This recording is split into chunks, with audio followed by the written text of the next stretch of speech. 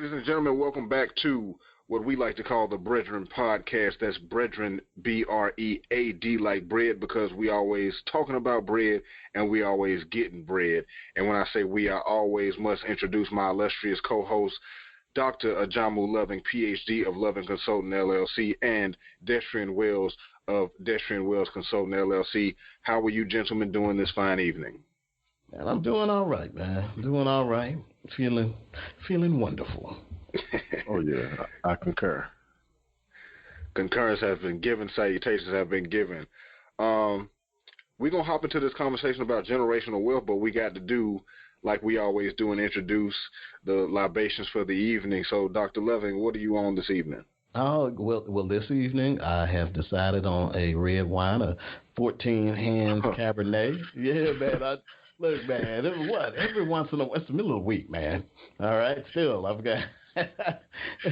So today there will be no cognac. Plus that high ankle sprain is making me not want to go upstairs, and the wine is downstairs.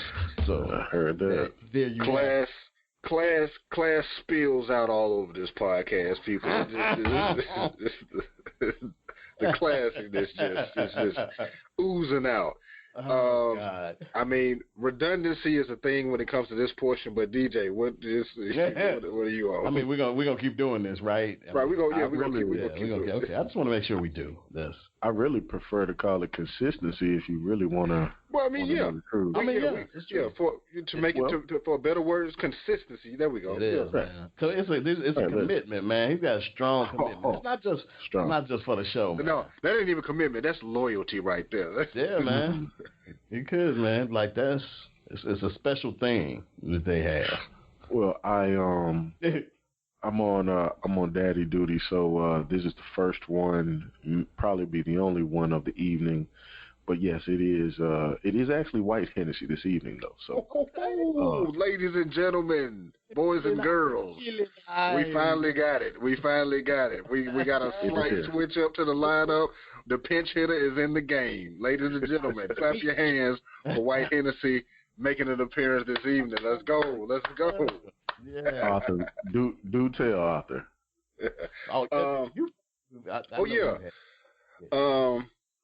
For me personally, this evening, because as we all know, the bottle ran out last episode. We had a great conversation, which we'll get into. But I have now replaced it with what is apparently the world's #1 bourbon whiskey. Mr. Jim Beam is joining me this evening, ladies and gentlemen. Welcome. Let's welcome Jim to the podcast. Welcome, Jim. So, as we always do, cheers to a wonderful conversation, knowledge being dropped, and bread being made.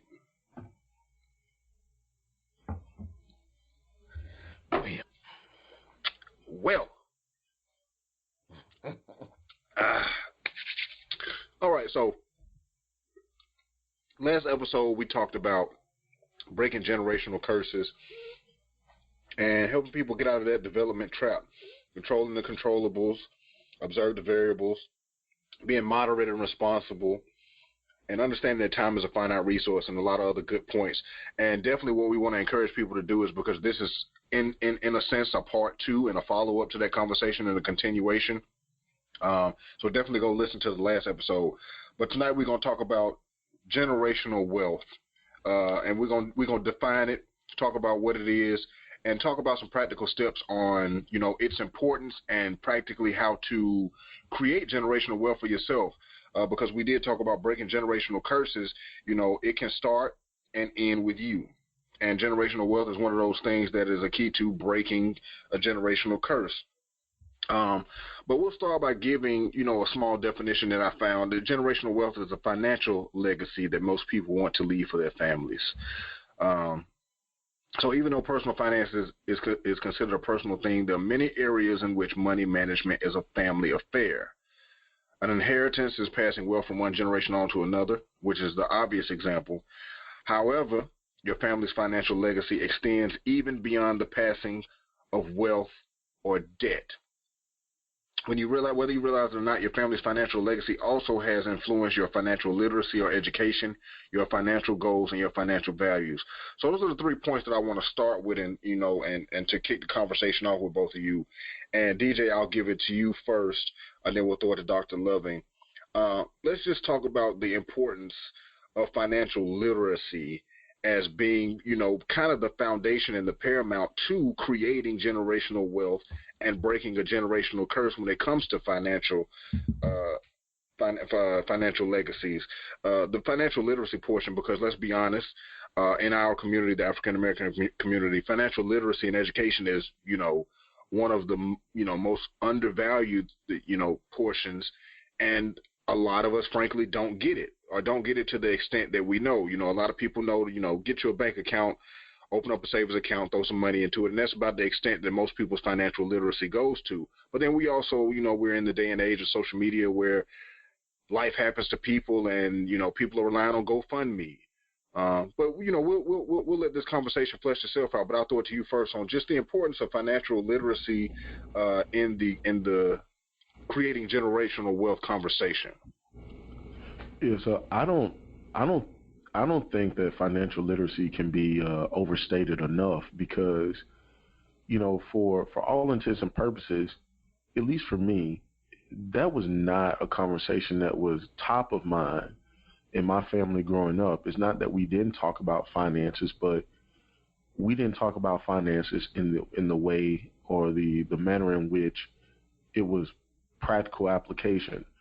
One of the key things that I've seen in terms of the African American community and minority communities in general that we don't take advantage of, that I've seen other communities take advantage of, is quite simply insurance. So if you just take a big step back and you think about what you've heard, if you come from a family that may have struggled, or you had humble beginnings, or what have you, the phrase, what do you say? Well, I got enough to put me in the ground is what I've heard a lot in my life growing up. And that's not a way, that's not a means by which you're going to be able to generate any additional wealth for your family. In most cases, you're transitioning debt if something were to happen to you. So in terms of breaking generational cycles or curses and moving yourself into a place of generating wealth, one of the things that we have to get educated about is talking about two things, right? So financial literacy being one, but a big part of financial literacy is understanding transitioning wealth versus transitioning debt, because death is a way that we all must travel. One of the things that hinders us is that we don't have those conversations and we don't address that head on. For all intents and purposes, most of us are probably underinsured if you really look at your assets and your liabilities, and you need to come to some type of risk assessment in terms of what you would need to take care of your outstanding debt obligations if something were to happen to you tomorrow. Those conversations were not had in my house. There are very honest conversations about, what we could afford and what we couldn't. But financial literacy is about more than that. It's about planning. And that planning piece is something that I think we miss the boat on a lot. And again, having that conversation about what happens when you lose a loved one, and are they properly insured? Because I think I brought this up on the first part of this conversation. I'm a firm believer that in terms of economic resources, only one generation of your family absolutely has to be poor. It is up to you to properly insure yourself, but then you also have to train and educate and make sure that your family is financially literate and they're prepared to take on what it is you potentially will leave behind. So as we continue to flesh out this conversation, I think that one of the key elements is going to be, number one, financial literacy comes in the form of understanding how you not only inherit and invest, but also how do you protect wealth, once you get it. Well, how do you protect your personal wealth as well? That comes in the form of credit. We need to do better jobs of protecting our credit and leveraging and utilizing that. In the Deep South, cash was king for a very long time, and a lot of people still own that mentality, but credit is the way of the world now. Credit is your It's basically your reputation relative to how you pay for resources and how you pay people back. So that collateral is extremely beneficial, and a lot of us don't leverage it enough. I know people that still don't even have a credit card. You can't rent a car. You can't, book a hotel room. You can't travel. You're not going to be able to do any of those things, or it's going to cost you a lot more if you don't have credit or you're not protecting your credit. So you have to do that. And you have to have conversations, open, honest, candid conversations about your assets, your liabilities. And you need to understand that we all must travel death's way. So what are you doing to properly prepare for that and transition wealth at your expiration date as opposed to transitioning debt onto your family? So those are like key lenses that I see in terms of establishing generational wealth, along with other healthy habits in terms of spending and then making good decisions around, the types of jobs or careers we go after. But it's really a habit-based thing. And, I'll pause there and give it back to you to see what Dr. Loving has to say about that. But really looking forward to an engagement of the conversation tonight. Most definitely. And I like the fact that you brought up the point. And I think it goes for a lot of us, especially, if you will, the middle class African-American community, to where it was the same in my household, really. Like, I knew that my mom and dad had life insurance policies on people, but the conversation was never, the process of it all. Like, I knew that it was, I knew that it was, I knew where the papers are and all of that stuff, but nobody ever sat me down and said, hey, this is how you go about getting life insurance and things of those natures. So, that, and that'll probably flesh itself out in the conversation in itself, is just the disconnect between generations, to where you're educated on the need, but you're not educated on the process per se, on how to obtain these things. And like you said, transitioning wealth to the next generation versus transitioning debt, because a lot of situations arise where that your parents or your grandparents have policies and things in place to take care of things when that time comes, but you're not educated per se on the management of those things, and that's where the financial literacy and education really comes into play. It's like, I can tell you that all of these things exist, and I can tell you that you have this, for lack of a better word, this safety net. But if I don't teach you if I don't give you these financial goals and these financial values, if I don't pass that along as well, then you still, kind of in a, for lack of a better word, again, a sunken place. But Dr. Lovin, this one I'll throw it to you, is, when we're talking about this financial literacy and education, let's talk about a little bit of this disconnect, where in the situation where for us, and I'm doing a little bit of an assumption here, is our families, we know, people had life insurance policies, and they've, had good jobs and pensions and things of that sort. So we know a bit about, we've been taught, the values of saving and that way, but I don't think a lot of us were actually given the steps, the process of how to actually do it. Like, we've been, it's been drilled in our head, get you a savings account, save you some money, get a good job and those types of things. But how many people have actually sat down and taught us what to do, how to do it, and that thing? But that's the point that I want to throw to you to kind of elaborate on, is, getting like one piece of the story. Like, we've been taught the importance of how to do it, but we weren't actually taught how to do it. Yeah, and honestly, I think, have we even talked about it in a lot of households, right? Because at the end of the day, once you account for income, education, all these things, African Americans are more likely to own a life insurance policy than other races. But the value, as Destrian spoke about earlier, being burial policy value, basically just enough to cover the expenses for the funeral. Okay, and so what you get from that is, and this is not to shame anybody, because this, I think, is the prevailing mindset within a lot of communities, and certainly within the African American community. It's like you work, you pay bills, you know, you get what it is that you need and some of the stuff that you want, and at the end of the day, there's not really a lot left over. You know, the average family isn't really saving. The average American worker hasn't really gotten a raise in like the past 30 years, right? So what you're looking at is people who have a background and an experience where basically at the end of the day, you spend what you make and you live at the level that you can afford, and that's it.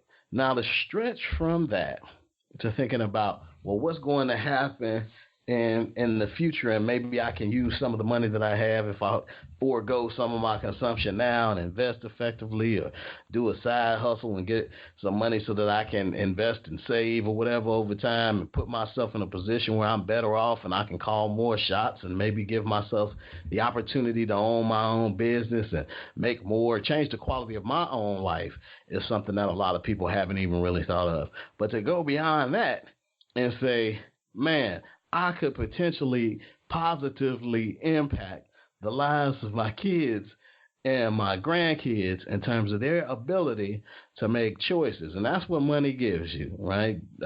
Having wealth gives you options.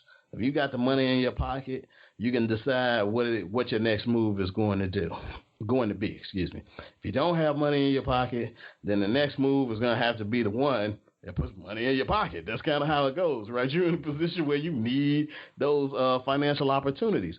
And so when you create those financial opportunities for your kids and your grandkids, you're thinking a lot farther ahead than the average American person is thinking. Just being real with you. You know, and so literacy, part of it starts with developing the right attitude and knowing what's out there and knowing what's possible for you.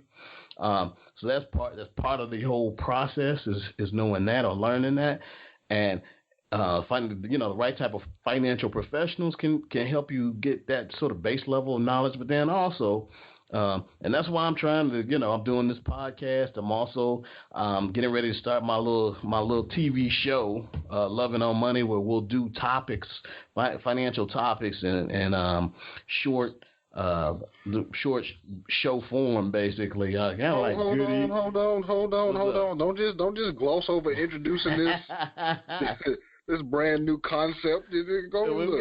We got some stuff coming for you, brother. We got some things.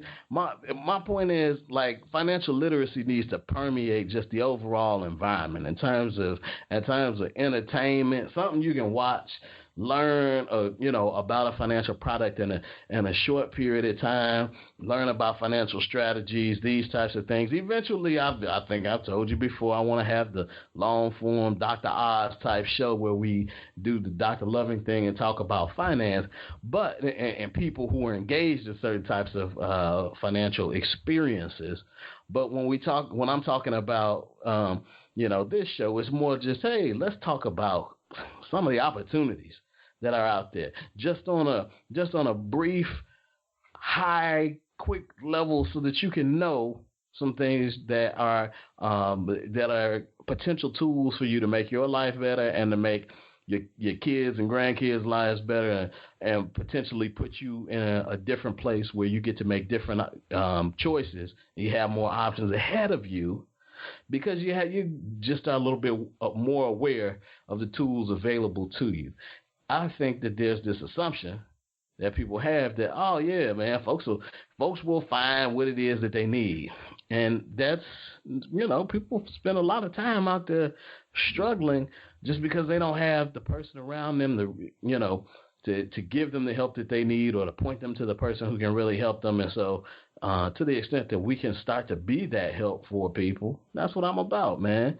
And so when I talk about financial literacy, right, I think it's extraordinarily important part of the overall process, so that you can start to build the mindset and attitude necessary to be a person who's going to build wealth and create an estate and put your family in a position where the next generation lives even better than the present generation. You know, in this country, now we're finally getting to the place where, you know, the Generation Z might not live as well as, you know, Generation X. And that's a problem. Declining lifestyle is not something that you want to have. Is one of the markers of how your, you know, country and your society is going. You want things moving in a positive direction. And so to the extent that we can be a part of putting that information out there, helping people, entertaining folks, having a good time too, right? That's got to be a part of it. Otherwise, nobody won't watch hear anything where they just feel like they dying on the inside.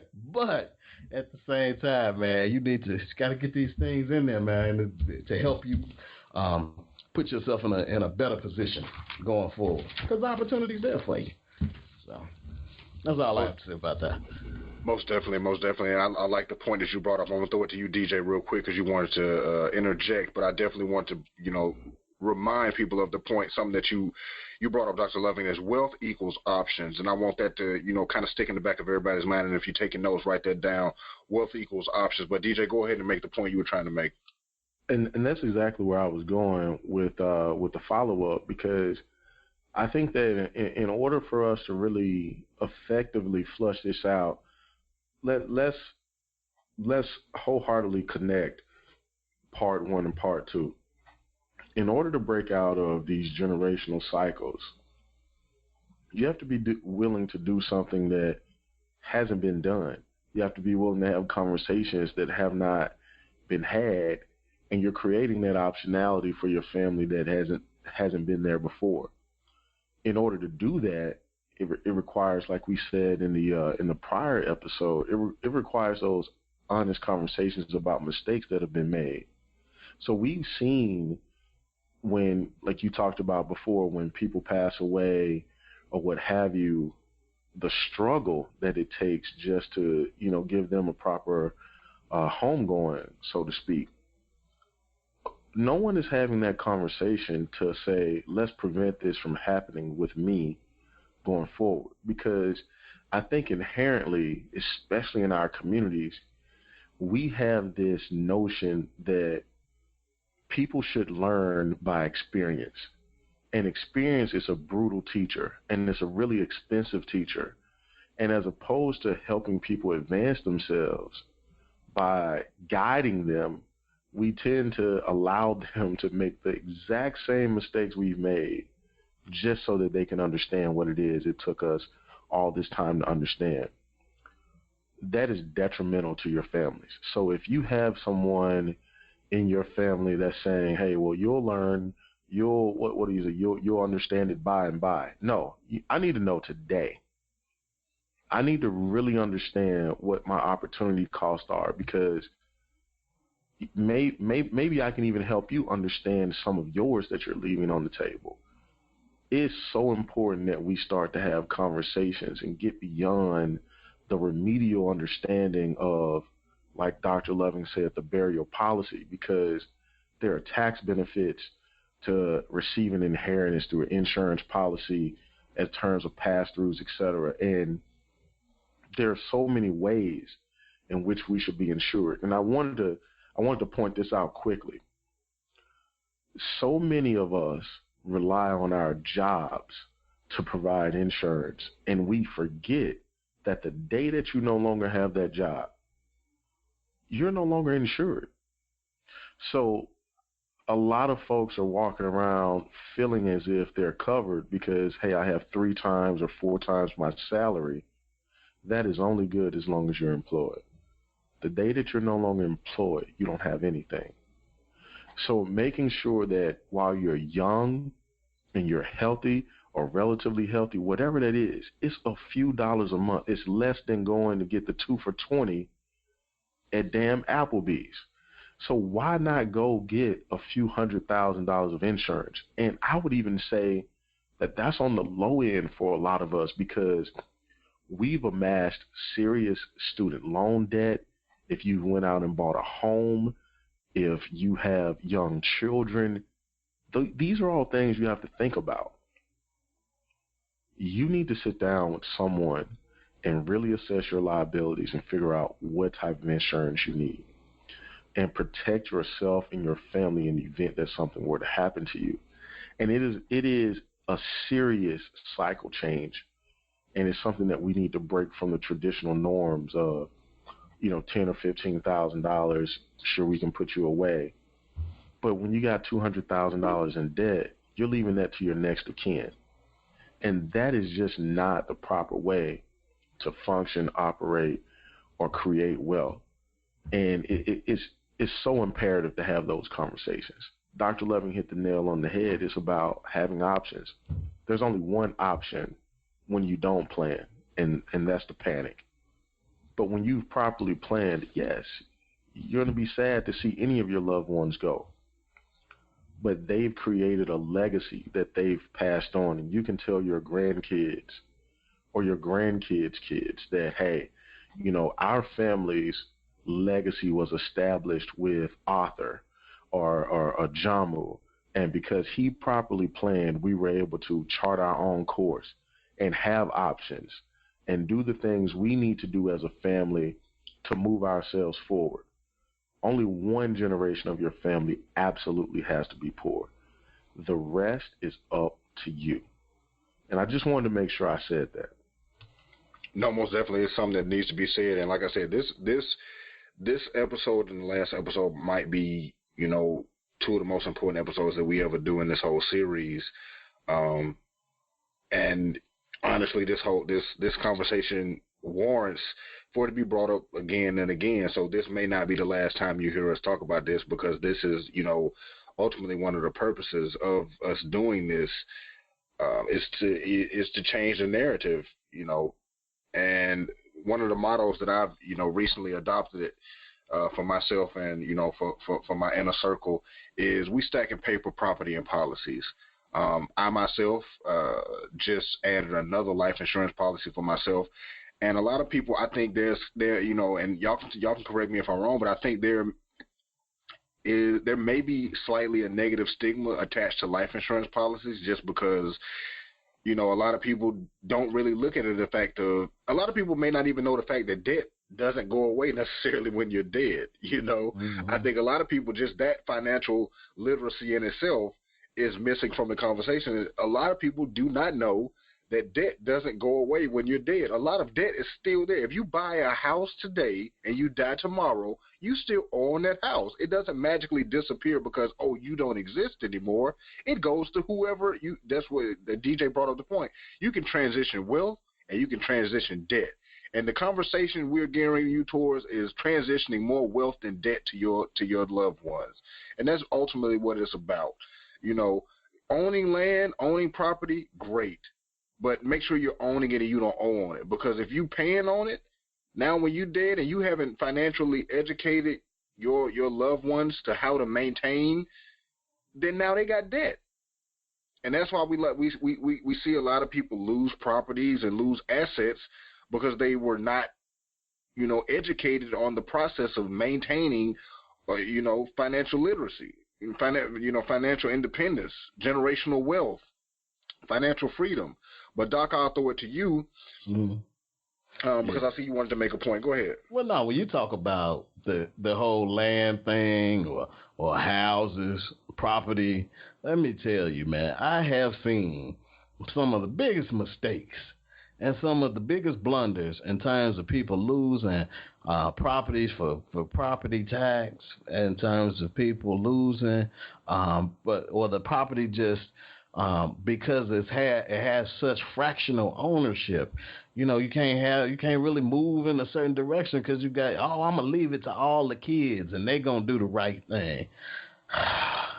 Like property, in terms of physical, property and land and things, I would say you as the person leaving that property, you want to try to come up with a plan for dividing it among the people before it even starts, and so that you can eliminate confusion. So I guess I'm saying, all right, so you do have the component of leaving a legacy and leaving an opportunity for your family, but Also, if you are future minded, you have to you want to be thoughtful about the way in which you structure things, and specifically your wills and trusts that are going to have go in force after you pass away. Man, you need a lawyer. Okay, you need a lawyer, and you need an advisor to help you make sure that you have the proper funding instruments working with the legal structure that the lawyer helps you create. So the trust is like a garage, okay? The trust that the lawyer puts together that says, hey, this is going to go to this person, and this is going to go to that person. You know, that's a category, right? Or, you know, a way in which you decide that things are going to move at your death. You have to have the assets available to put there. And that's where the insurance comes in a lot of cases, right? Having insurance policies that will pay off as soon as you pass away, and maybe the beneficiary, depending on the estate issues that you have and the state where you are and what it is that you're trying to accomplish. But the estate will immediately get money, and then they can start. It can start to operate the way in which you, as the person who's passing away, the way that you had intended from the beginning. But all of that is dependent upon you being proactive, right? That's not going to happen unless you make it happen. Okay, so my point about things like land is, and companies and property, other than just stocks and things that can be very liquid and divided easily, is that the more complex and tangible whatever it is that you're trying to leave to the next generation is, the more explicit that you want to be about what's going to happen when you go, and the more you want to have documentation in the form of trust, and the more in those cases that you need to work with the financial and legal professionals that are going to help you make that happen, right? And so there's a lot of folks who's like, man, look, I'm just trying to pay my bills, man. You over here talking about stuff. This is too much going on. Well, okay, maybe this talk is a little advanced for you right now. There'll be you can listen to some of the other podcasts that'll bring you along, and maybe eventually you get to the place where you can see how this might be important to you, and then some of the opportunities that are out there for you to make either extra money or do the things that you need to do in order to make this happen for yourself and your family, should this be important to you. But there's a lot of folks out there who would say this is important to them, and they know that they make a decent amount of money, and they know that they can leave a legacy for their kids, and they just haven't gotten around to it. And so I want to encourage those folks to, all right, let's get serious. Let's start putting this whole thing together. Let's start putting together a real strategy so we can be purposeful about what we want to do going forward. And it doesn't, by the way, it doesn't have to be just for your family. It can be for institutions that you really care about. Look at that billionaire Robert Smith and what he did for those young students at Morehouse. And I know we'll talk about this more later. But, man, look at that opportunity. That was 400 students. I think they said it was around $40 million in debt. That's basically $100,000 per student on average that he's taken away from them in terms of obligation. And now they can use the money that they would have otherwise had to give towards paying those student loans back, towards building opportunities for themselves, their family, fellow Morehouse students of the future, their communities. Man, look at how much good can be done from something like that. And it's something to think about in terms of how we might politically in the future seek to unburden our younger generations by making the cost of education more affordable so that they can start their lives in a way where they can, secure houses and not have to move back home with mama and daddy, right? And they can buy a car and they can live where they want to live, and they can start building financial futures for themselves. And then, like we talked about, after that, man, seeing to the next generation and the generation after that, man, think about what could happen if folks wake up and they've got the education and all of that in front of them, but they also have $200,000, even if it was just that amount that was theirs, right, that they could use and access for different things, not, besides the food, clothing, and shelter, but it's just there for them. It's funny because on the socio-political side of things, you have some people, some politicians actually talking about these things. You have some scholars talking about baby bonds and those types of deals where you can create that whole baby bond situation for your own family without waiting for half the country to come along and want to do it with you. So just throwing that out there. Well, definitely, and as we take this conversation on, and definitely in the after show, we'll get into a lot more nitty and gritty of the situation and more personal as we always do. That definitely will come out in the conversation. But DJ, I wanted to throw it back to you about the intention versus the education, because a lot of people, if you ask somebody, if you just walk up to anybody and ask them, do you want to leave debt to your loved ones? Of course, everybody with the right mind will say no, of course not. And but they may not necessarily know the steps to take to prevent that from happening. And you mentioned it before, Dr. Loving mentioned it, and we'll probably keep mentioning it, just how simple and easy it is to kind of alleviate some of that. Like most of us who are making decent money, you don't have to be rich. And that's the thing a lot of people think, is to create generational wealth, you have to be rich and you have to be wealthy. But it could be as simple as starting with you, like DJ and Dr. Loving, and we keep saying, is simply with you, like, I'll be transparent. I have a life insurance policy that's term, 20 years, that gives me $200,000 worth of coverage, and it costs me $13 a month. Now, transparency, I know for a fact that I eat lunch out. I don't, I go out to eat lunch once or twice minimum per week. Each time I go somewhere, whether it's Sonic or Burger King or Chipotle or something, I'm spending $7 to $8. 2 meals, 2 days worth of lunch is what I pay for, $200,000 worth of coverage. That may not be a lot, but it's a lot, So if that time comes and something happens to me, my wife and my daughter have $200,000 that they're going to get. Now the average funeral cost is $7,000 to $9,000. They can give me a decent funeral, and now they've still got, 6 figures to do what they need to do. And that in itself sets them apart from a vast majority of people. And, I just wanted to throw that in there because a lot of people don't understand literally how simple it can be. And even in this day and age, you got a lot of commercials and companies popping up where they're making it more accessible for people who aren't necessarily having a lot of expendable income, because people think you got to have, this vast amount of expendable income to get these extra coverages when in reality you don't. Like Dr. Levin always says it, people over things, and you got to make a couple of little sacrifices. So if I can stop myself from going to Burger King twice a week, I can afford to give my family this peace of mind. And that's what it really is when it comes down to it. But DJ, I'll throw it to you because you want to touch on leaving your values, the intention, and the education part. Before you go there, I just want to say one quick thing. I'm sorry, I won't jump in too much, but look, man, this is out here for the baby mamas, that mamas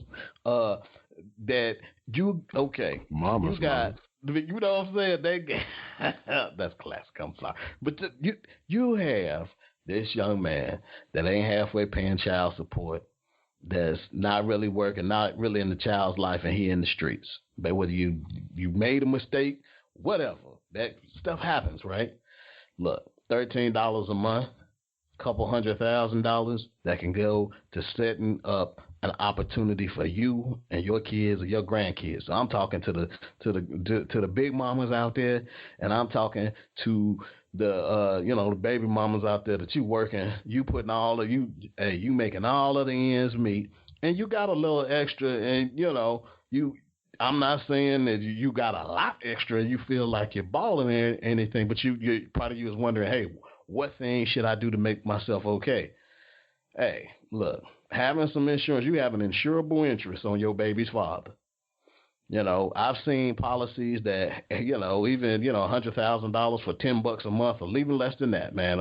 So depending on that person's age and health and all the rest of that, there are also policies where you don't even have to medically, send any information in or qualify in those types of ways. So there are opportunities for you to get that person insured. Now, I encourage you to do it, because if something happens to them, they'll probably be passing that hat to you. You can put some money in that hat, but you'd also have some money for your kid too.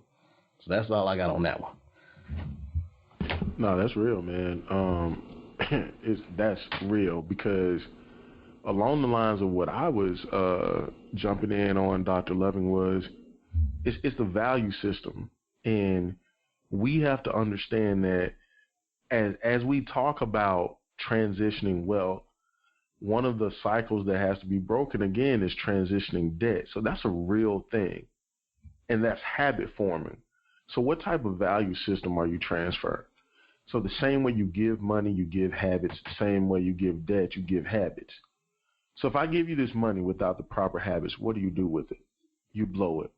How do you make decisions? That's also a value system.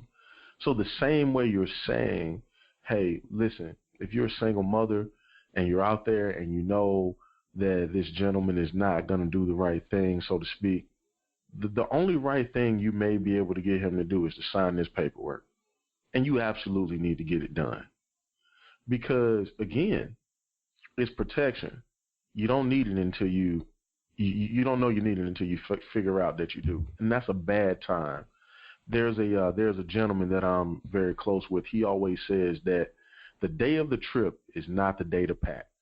And that is what insurance is for your family. And in terms of generating wealth, when we're talking about transitioning values, one of the things that I find in my occupation, even with wealthy families, now keep in mind these are wealthy families that have amassed a net worth of, let's say, $1 million or more dollars.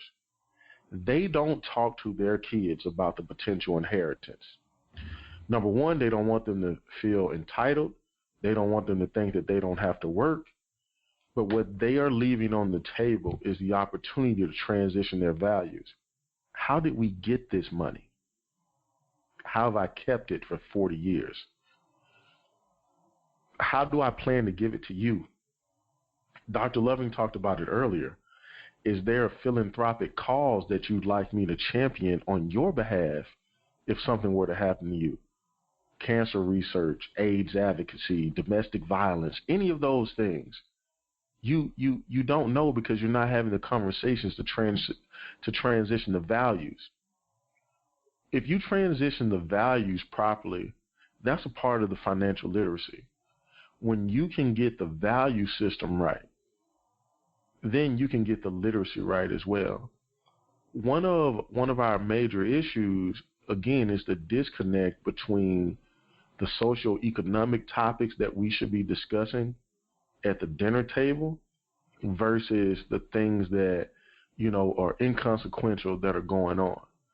And as Dr. Loving and both author alluded to, we have a serious opportunity, but it also poses a tremendous risk. If you don't look at both sides of the coin and make a decision appropriately, you're creating another generation. And I want you to hear that generation. That means like a lifetime. You're creating a lifetime of potential strife and just destitution. Why not be the change that you hope to see? And in doing so, simply put, Arthur said he sacrifices 2 fast food meals a month. Now, he was transparent, and I'll be transparent as well, just to make it real. There are ways that you can ensure yourself that a lot of us are not paying attention to at all. Several people on this call or listening to this call probably have AAA. There's no need to go in for a physical. There's very minimal paperwork involved. If you have AAA, they offer up to $300,000 in insurance. $300,000, they offer it. If you have a credit card, when you get that statement in the mail or you get that approval in the mail, a lot of us just go and look for the APR and figure out if we're paying an annual fee. If you continue to read that fine print, most of your credit cards also offer insurance on you for a small fee. It could be as low as $4 a month for an extra $25,000, $30,000. I just want to, I don't mean to cut you off, but I just want to interject because you brought that up and reminded me too. your credit unions and your banks. Because as a matter of fact, to be transparent, I just got an email today from my credit union, well, one of my credit unions, that said, thank you for being a customer. They are providing accident coverage, which is a supplemental insurance, for free. All you got to do is fill out the form. So that might be something that people want to look into. Open up an account with a credit union or a bank, but, you know, ask them, do they have any extras? Because a lot of these companies, a lot of these financial companies are offering extra because they need your business. Like, let's be honest, right. this whole, the credit finance industry, if they don't have consumers, they don't exist. So they got to offer these extras because, you know, the interest rates ain't really going up like people want them to. So right. they got to offer supplemental things that's cheaper for them. Like, for them to give you 5% interest costs them a lot of money, but for them to give you, you know, accident coverage that costs them $3 a month, they'd much rather do that. So I just wanted to throw that point in there because that's something that recently happened. It's a great point. And let's be clear. When we talk about to be specific, when we talk about the intention versus the education, a lot of times our family members' intentions are good, but there's a lack of education around the execution that needs to happen. Now, either we're going to continue that generational cycle or we're going to break it so that we can step into some generational wealth. And what I mean by that is, hey, you know, I would love for my son or daughter to live a better life than I did. Well, you have to change habits, and you have to implement habits that are different than the ones that you've had, and you have to teach a different decision-making matrix. The reason why that's important is exactly what Arthur just mentioned. It's the details. The devil's always in the details, and we're missing the detail. The details say that we all have an opportunity to access these things, and we don't for whatever reason. Now, when you I would call this gentleman a friend of the show. If you're on Instagram, his name is Mr. Build Wealth. Formal name is Mr. Jasper Smith. He's out in Oakland right now. I used to work with Jasper, and he's chartered an outstanding career out in the Bay Area, and shout out to him. But he actually did a go live yesterday around generational wealth and a client that he met with, and he was attempting to get the client to explore setting up something for the family. That client said all the classic things. I've worked hard. They should work hard too. I've taken care of them their whole life. I've put them through school. I'm not leaving them any money. It's, you know, I have enough to bury myself, and, you know, they can figure it out from there. You see, that mentality was a value system that was passed on to them. You have to break that, because it's not that that person is not capable. It's that that person has good intentions. Hey, I want to teach the value of hard work. I want them to know what it is to earn something and to appreciate it. But with a little education, think about how that would be tilted. I'm going to educate my child. I'm going to tell them, have the conversation. And he talked about this. Same things we're saying. Have the conversation with your family member, your children, whomever, around what it took for you to get what you had. So you give them that along with the money. And that's going to be their guide to better decision making. And that's going to lead them to the financial professional, the legal professional that Dr. Loving was talking about. And that's what's going to help them make better decisions. And that's how you break out of cycles. It's really the ability to act and share information. Because, again, information is king. You don't know what you don't know. You can't be what you can't see. And you can't conceptualize concepts that have never been brought before you. So we have to have more conversation. It's no good keeping it to yourself. Your biggest value is your experience and the information that you've had. And a lot of it is based on the mistakes that you've made. So that intention versus education, your intentions are great, but you lack the education to execute. And you should be open and honest about that with your family members. Last thing I would say on this before we transition is, I went to my family when I started working in finance, and I said we should do something as a family and get a group policy.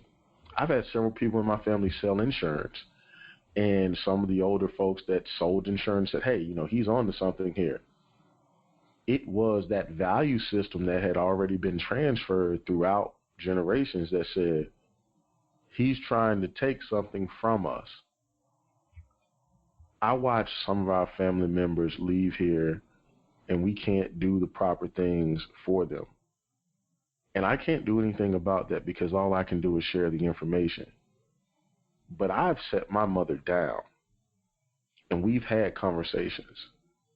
Hey, this is going to be uncomfortable. I want to know what you want if something were to happen to you, because I want to honor you properly. But we also need to be prepared financially to do so. Is there anything you'd like to leave your grandchildren, Gabrielle, DJ? What would you like them to have? When would you like them to have it? These are important conversations to have, because that's also a peace of mind that you're doing a good thing. I don't need it. I'm fine. I'm doing okay. And I think that's what most parents end up seeing. Hey, my kid is doing fine. They don't need me. Like, I don't need this insurance. What about your grandkid? Show me a grandparent. And Jasper also talked about this. Show me a grandparent and show me a grandchild that can't get anything they want from that grandparent. Now, just because you didn't get it as their child doesn't mean they won't do it for the grandchild. Man, let me. You see what I'm saying? So when you think about that, at this point, all three of us are parents, and we already all of us, I know for a fact, can attest that. Yeah, our children can literally have whatever they want. Murder in front of their grandparents. Whatever they want. But that's your ace of spades. That's the card that you play. Hey, if not for me, for Avery.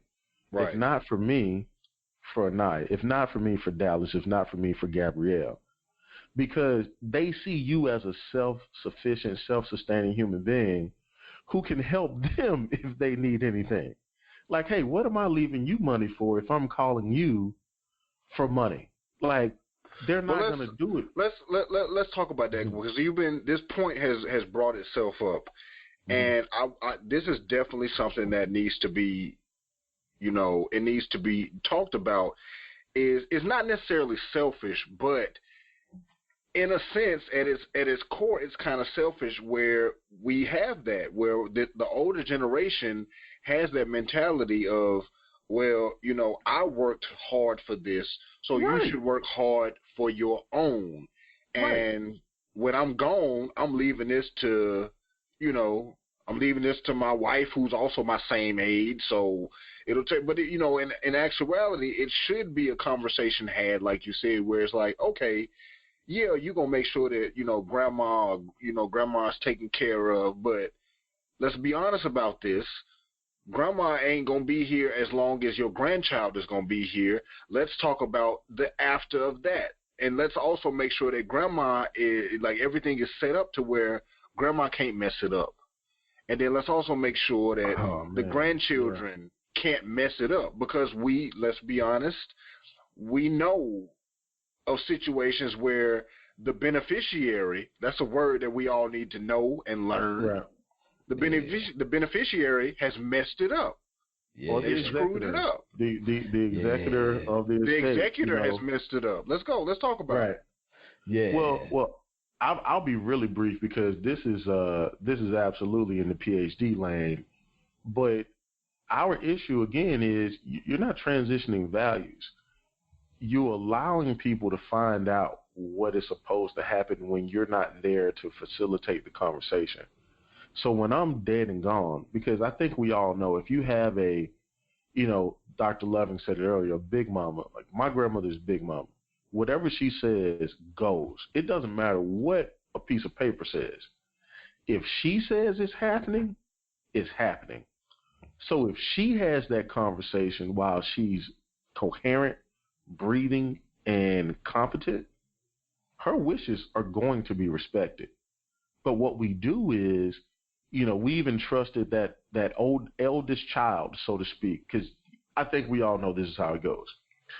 I told the eldest is going to tell everybody else, and what happens? Mom told me that all the money belongs to me. No hell it doesn't. And then all hell breaks loose, and we're fighting about money. Let's be real. Let's be real. Because we know in most households, especially in the African American community, ain't too much to fight over. So what's left is literally you got family members fighting over the scraps. It's like mama and daddy, the only thing they owned was this house and what's in this house. So now let's try to split up this house, this fine china, the antiques. Let's fight over that, and that's what all we got left. But there's no life insurance policy to fight over. There's no liquid assets like Dr. Lovin said to fight over. There are no assets really besides what's physically there, and that's what people are left to fight over and argue over. And in the grand scheme of things, it ain't worth a whole lot. It's nothing. It's not worth a whole lot. To be honest, it's less than six figures because the house is in a neighborhood that you couldn't convince them to move out for 40 years. Right, yeah. You couldn't, and then now, by this time, in this day and age, the neighborhood, back when they bought it, it was booming. Very good, high property value. Now the property value's gone down. The whole neighborhood's gone. There's nothing around it to attract anybody new. And so now you're literally fighting over scraps. And that's what happens to a lot of people. But yet and still, we're still fighting over scraps. And they will do it. And I've had folks come from the funeral to my office when I was in Calumet City. Yeah, come from in the funeral clothes. I know she had an account up here, right? And get to arguing with one another because one person was listed as the beneficiary and the other person wasn't, and they, you gonna steal it all anyway, and to the extent that you can have all of this stuff laid out, because with beneficiaries and whether it's on certain accounts. Right, you can set up your accounts as the bank that you're at now with the transfer on death, which will automatically pull that money to whoever it is that you designate. You can go into any of your bankers and set that up on any accounts that you have, right? And the nice thing about that is now you don't have to worry about the courts making the move. The bank will make the move. Exactly. But the funny thing is, well, I don't know how funny it is, but after the person is gone, all that's left is the stuff. And I mean, yeah, you got the memories, the way they made you feel and all the rest of this, but people immediately start concerning themselves with the stuff, man. Whether it's the actual physical stuff, I always like that picture, I always like that statue, I would, you know what I mean, that daddy's hats and clothes and all the rest of these types of things can become big bones of contention. And people, you cannot count on folks in the fog of grief to do the right thing. And I think a lot of times older folks have this tendency to think, like you said, you tell the big oldest one and they'll tell the rest of them, or they gonna do the right thing. The one that stay in the house with you, you leave the house to him, and then that's, and he'll give some to everybody else. Look, whatever it is that you want to have happen, you better specify what it is. And you can with trust and wills, you can set things up so that what it is that you want to have happen does happen. So I don't know how many big mamas we have that listen to our podcast. It just made me feel a little bit bad about some of our after shows and cursing.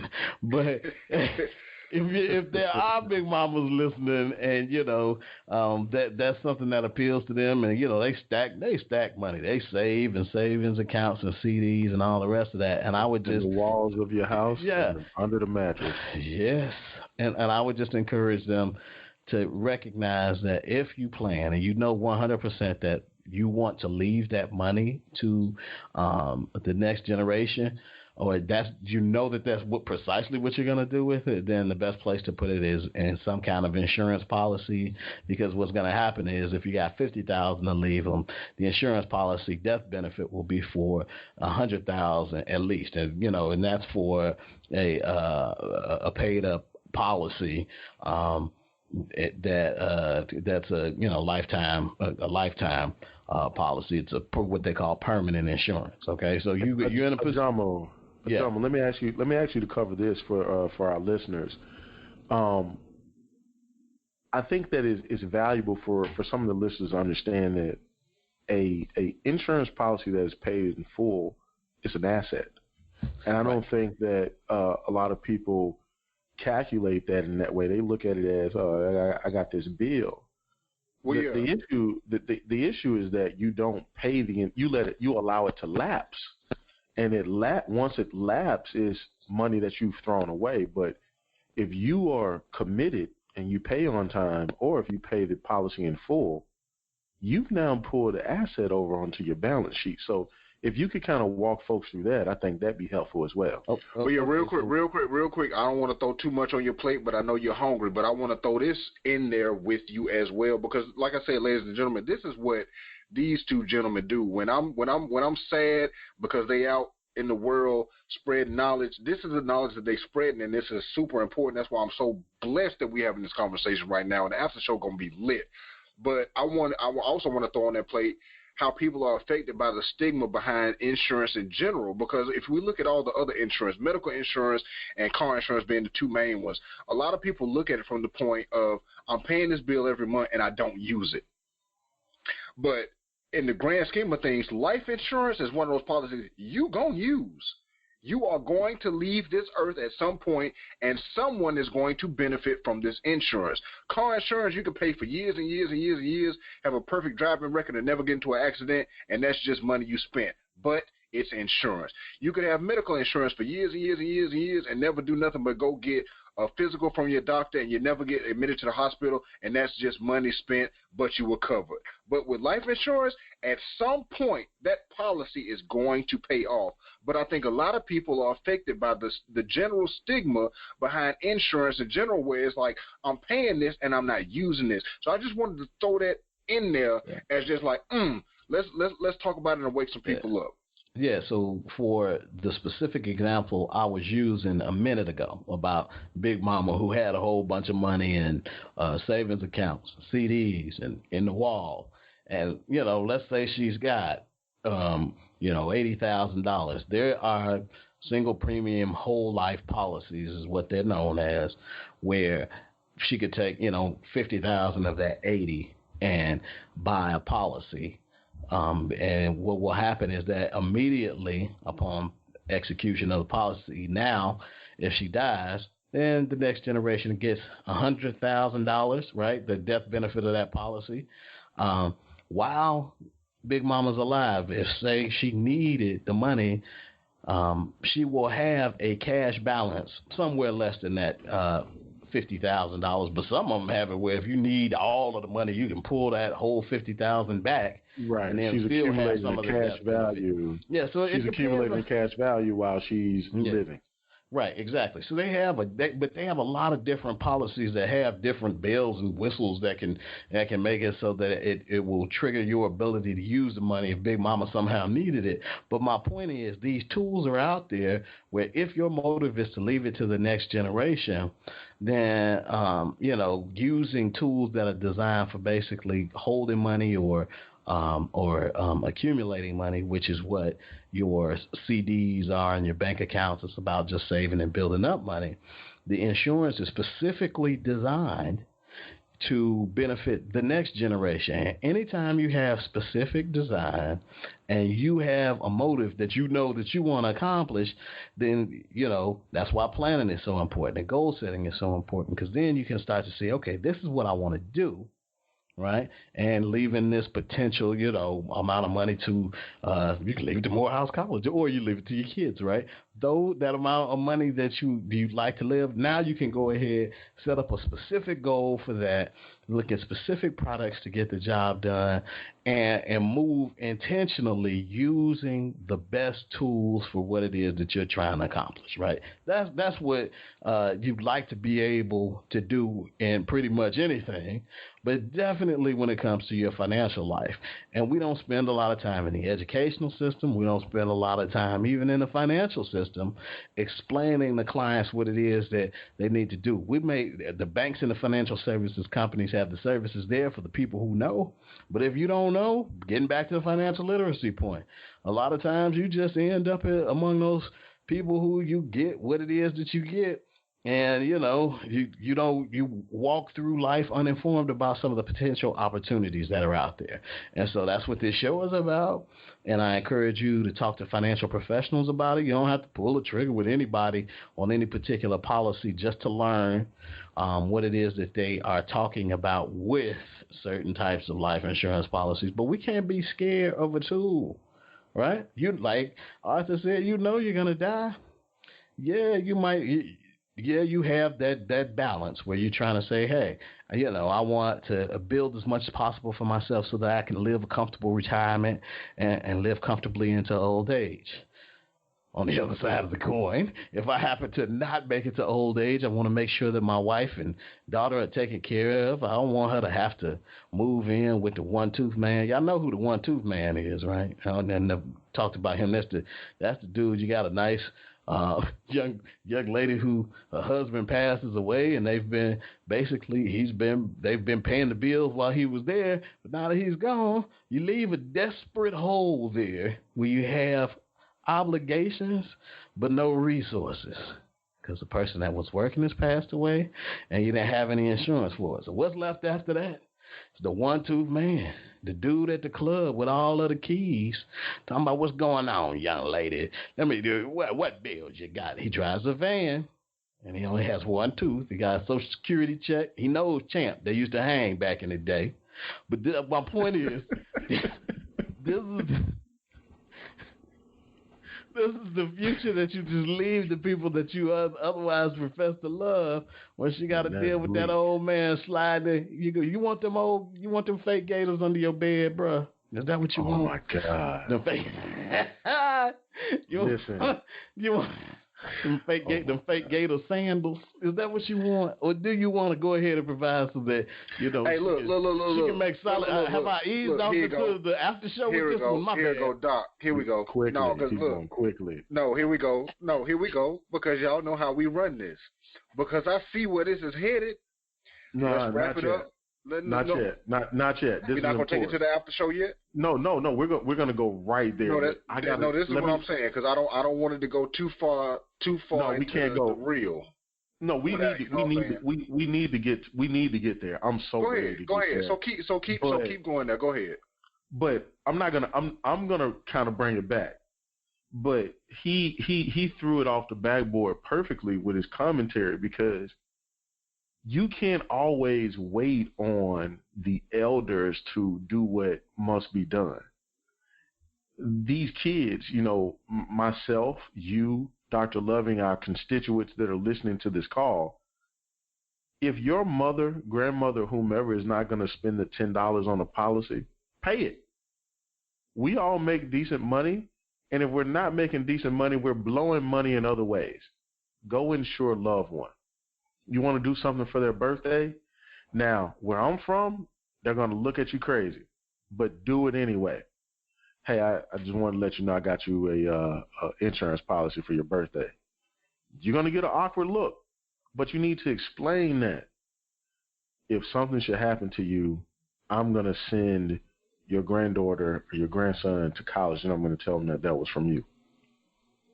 That doesn't sound like you're just trying to offer them now. So it did sound better. It was sounding iffy for a minute there, but now it's not like this now. Yeah, I like the direction you went after that. That's good. Right.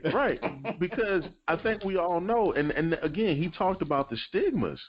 That's the stigma. Like, why the hell you got some insurance on me? What you trying to do to me? We got to get beyond that. I want my loved ones to be here with me until the end. But I think we all know that that's a hope and a dream that is not going to happen. Or I could go before them. And if I do, I want to leave something for them too. I want to change their lives. So this is a life-changing exercise that we're endeavoring to talk about. And if your parents are not going to take it upon themselves, or your grandparents, or your favorite aunt, or your favorite uncle, if they're not going to take it upon themselves to do it, because God knows, I went out and talked to my whole family about it. I said, hey, Let's do something as a family. They were just not going to do it. And that's okay. There are a lot of things that I'm probably not privy to. Dr. Loving talked about it in the previous episode. You need to talk about the things that have happened in the family over time so you know why people don't trust each other, so you know why this is going on, why Auntie Michelle don't talk to Auntie Lisa, whatever. Without knowing those things, you can sabotage a lot of potential growth. But I'm going to lay it at the feet of this generation.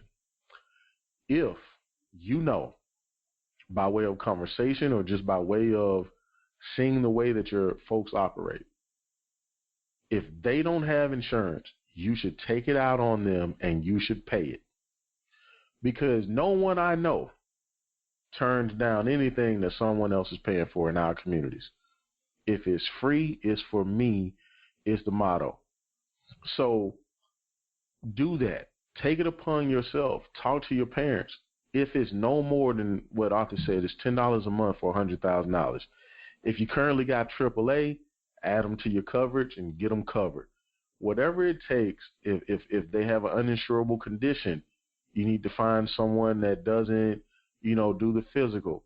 By any means necessary, you need to make sure you set up a maintainable insurance policy and premium that's going to be a lasting legacy for your family. There's no reason to throw money away for 10 years and then not pay it because you get tired or lazy or think that you're not going to need it. Like Arthur said, you pay car insurance because you'll go to jail for driving if you don't. This is your life. A finite amount of time. You should insure it. Certainly your life is worth more than your car.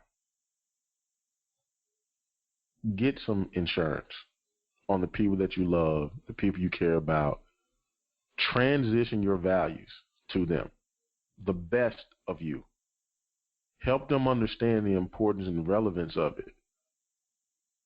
And have the proper conversations. Generational wealth is not an accident. It's been happening in this country for years. That's the way that an immigrant can come over to this country, and the first generation can be right off a boat, working the sea harbor and doing what have you. Through proper insurance, through proper transition of values, the next generation are set. And they continue to repeat the process. We've just repeated a process of 400 years of servitude. And if we don't stop doing that, where does it end? Because the system is in place. You don't need trees to lynch people anymore. You can lynch them with a 400 credit score. You don't need trees to lynch people because you can do so when you pass away and you have $550,000 of debt and you have no insurance. You've essentially lynched your family for 2 or 3 more generations. We need to stop cannibalizing ourselves and be participants in our wealth building. And we need to make sure that all of our activities are centered around business building, wealth building, community building, and cultural building type initiatives. And for me, and I would think that I would speak for the other 2 guys on this podcast, that's the overarching goal, is to make sure that the community at large becomes stronger. And by community, we don't just mean African American people. We mean us as a society, as a people moving forward. Hopefully this conversation is resonating with someone, because this is a serious issue that someone will wake up and face tomorrow. Understand that. Someone is going to wake up and face this tomorrow. And I would hope that if any of our listeners wake up and find themselves in this situation with nowhere to turn, you have our various social media outlets. Turn to us. Let us try to be a resource for you to maybe point you in the right direction. because it's time to start transitioning wealth instead of debt, and it's time to transition our best values as opposed to those who have shackled and hindered us. That's it, AJ. Most def.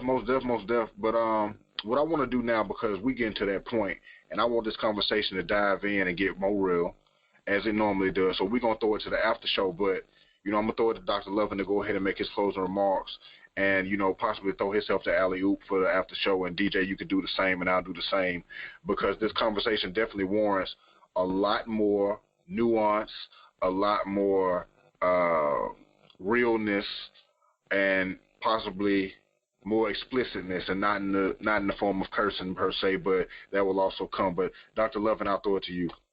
Yeah, so I'm going to be brief, just because we've already exhausted a lot of the time, but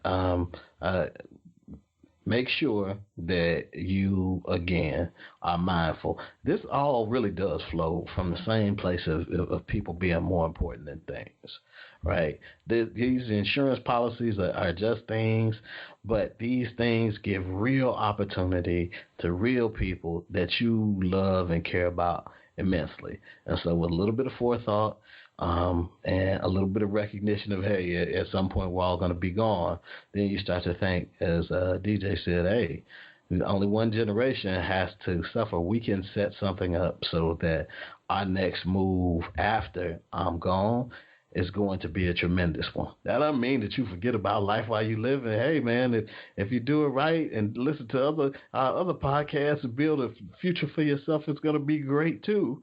And then you'll still be able to leave an even bigger legacy and opportunity for your family going forward.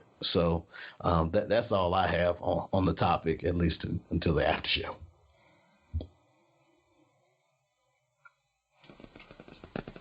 Go ahead, DJ. Hey, I yield, man. I've said my piece, and I'll defer any other comments to the after show.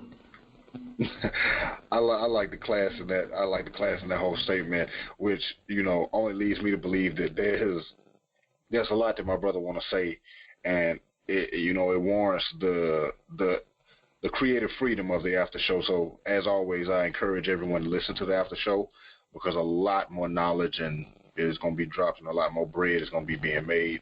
And with bread, shout out to my brother Ian Evans, crumbs fall, and as they fall, catch what you can. But in my closing remarks, I just want to make sure that everyone understands the power of financial literacy and education when it comes to creating generational wealth and breaking generational curses. And if you have not, definitely go listen to the previous episode so that the two things can tie in. If you're one of those people and you're being honest with yourself, and these are conversations that were not had in your household or in your presence, and you want to be the change, because like we said in the previous episode, it can start and it can end with you. So if you want to be that person that ends these cycles and starts generational wealth for your family and for your friends and for your community, then go listen to the last episode and listen to this one and tie the two things together. And like we always say, we always open for communication, because communication is going to be one of those things that gets us all out of this. But knowing intention and education, because like we said and we mentioned, a lot of us grew up in households where the intention was there, but the practical steps to take were not there, and we laid out some practical steps. Life insurance being one. Let's knock a simple one out. If you don't have a life insurance policy at this point in your life, and you over the age of 25, or you out of college and you're on your own and you got a job, get yourself a life insurance policy. That's the challenge. Do it for yourself, and do it for your family. Even if you ain't got no family right now, do it for your family. We are sick and tired of seeing our people and people close to us having to rely on technology. And let's be honest, because before GoFundMe, it was let's fry some fish and sell some plates to help put so-and-so in the ground. And that's just to put them in the ground. Now we got to tackle his debt, tackle her debt. Like Dr. Lovin talked about, the property tax thing. Big Mom leaving you the house with the little bit of land that her and Paul then saved up money for, and now you ain't paying the property tax on it, so now it's gone, and you lost what could possibly have been an asset. No, what was an asset? Let's have these conversations. They're difficult, but they have to be had. Intention and education and communication. Write them down is what we're going to need. And you do not have to be rich to be wealthy. You can start generational wealth with literally the price of a 4 for 4 or 2 for 20. So that's all we got to say for here. Y'all definitely stay tuned to the after show because a lot more knowledge is going to be dropped like we said. But we love y'all and good night.